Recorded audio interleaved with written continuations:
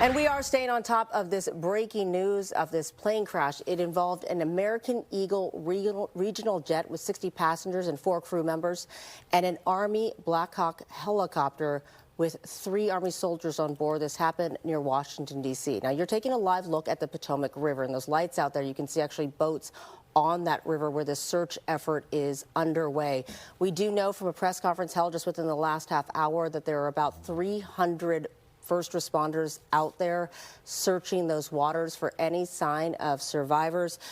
We are told that the water is murky, it's dark, and in the area where they think the planes went down, there's talking about 8 feet of water. This is another look at the scene near where this is happening. You can see the amount of emergency crews out there. Again, in this press conference, they would not say anything about survivors or casualties. They simply would just say it is too early yet. But again, this happened 9 p.m. Eastern, 6 p.m. our time, and we are still waiting for any updates. All right, a capture did capture the midair collision. Here it is as it happened.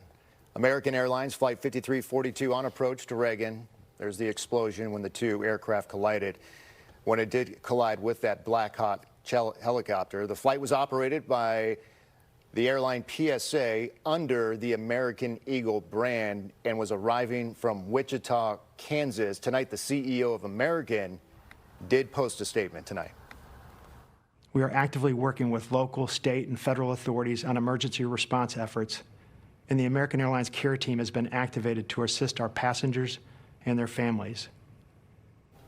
We're cooperating fully with the National Transportation Safety Board in its investigation and will continue to provide all the information we can. Our cooperation is without pause, and we want to learn everything we can about today's events. That work will take time, but anything we can do now, we're doing. And right now, that means focusing on taking care of all passengers and crew involved, as well as their families.